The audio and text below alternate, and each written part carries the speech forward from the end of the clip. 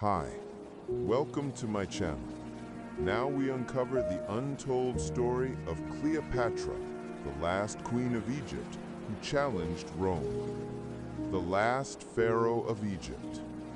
In the golden land of the Nile, where mighty pyramids touched the sky and the gods were worshipped as kings, one woman rose above all others, intelligent, fearless, and unforgettable.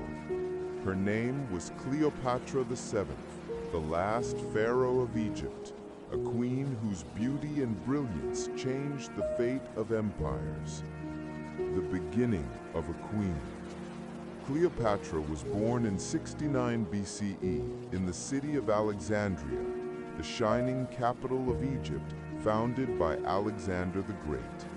She came from a Greek family known as the Ptolemies, who had ruled Egypt for nearly 300 years after Alexander's death. Unlike many rulers before her, Cleopatra was different. She wasn't just a figurehead.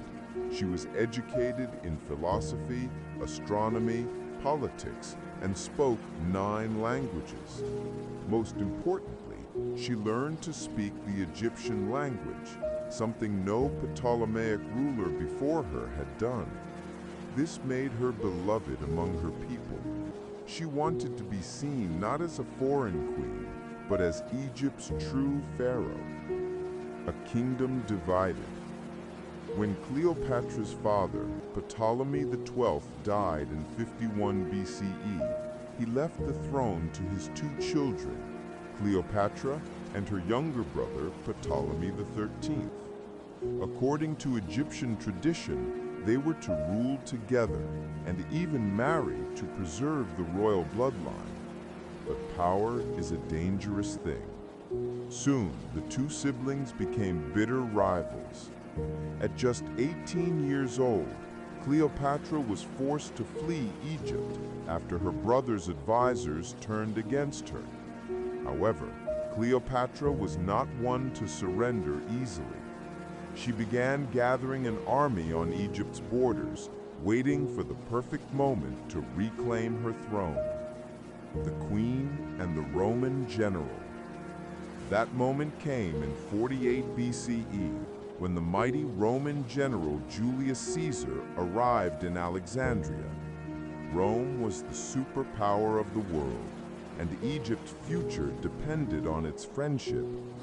Cleopatra knew that to save her throne, she needed Caesar's support. But how could she meet him when her enemies controlled the palace? Legend says Cleopatra had herself smuggled into Caesar's quarters, rolled inside a carpet.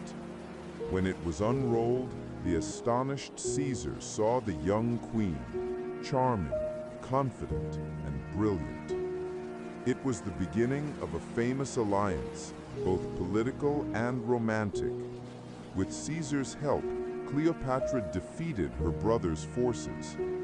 Ptolemy XIII drowned in the Nile during battle, and Cleopatra was restored as the sole ruler of Egypt, though she co-ruled briefly with her younger brother, Ptolemy XIV, in name only.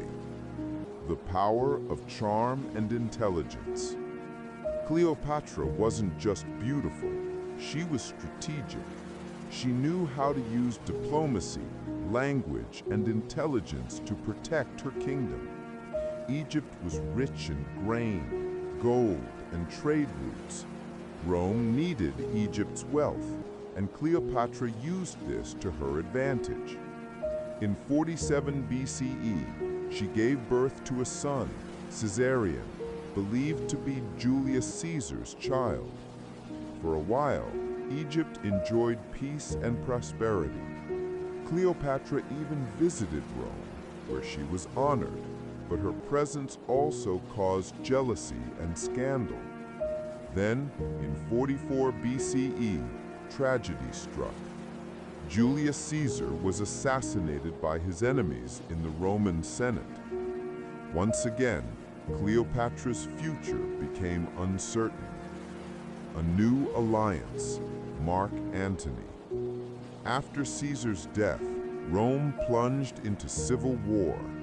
two of his allies, Mark Antony and Octavian, later known as Augustus, fought for control. Mark Antony, one of Rome's most powerful generals, summoned Cleopatra to meet him in 41 BCE. The queen sailed to the city of Tarsus in magnificent style, her golden barge decorated with purple sails, her attendants dressed as gods, and Cleopatra herself appearing as the goddess Isis. Antony was captivated instantly.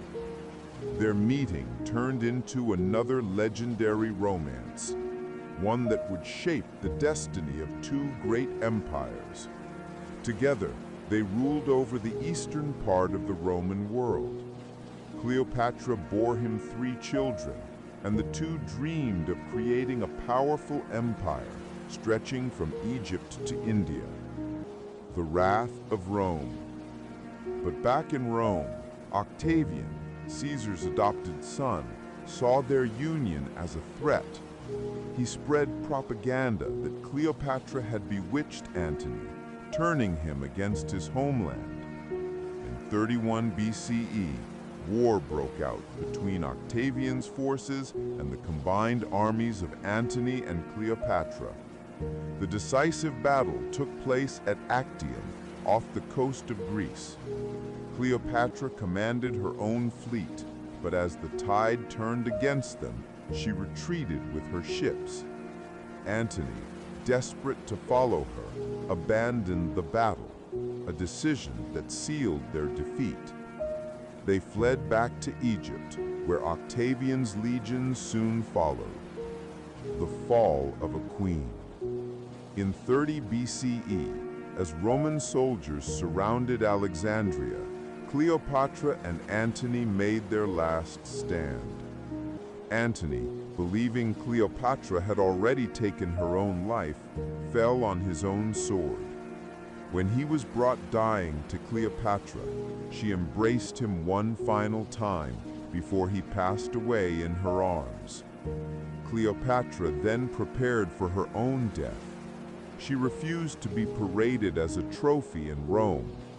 According to legend, she arranged for a poisonous asp, a snake, to be brought to her chamber. Allowing it to bite her, she died peacefully, the last pharaoh of Egypt, ending 3,000 years of ancient rule. The legacy of Cleopatra. Cleopatra's death marked the end of independent Egypt. After her passing, Egypt became a province of the Roman Empire, but her legend lived on. To this day, Cleopatra is remembered not just as a queen, but as a symbol of intelligence, independence, and power. She was fluent in many languages, skilled in politics, and deeply loved by her people.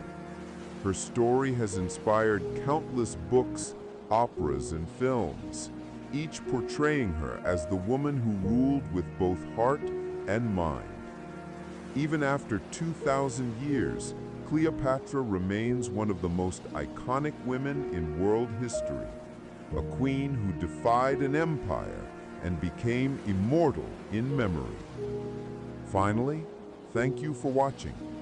Don't forget to subscribe, like, comment, and share this World History Facts Hub channel.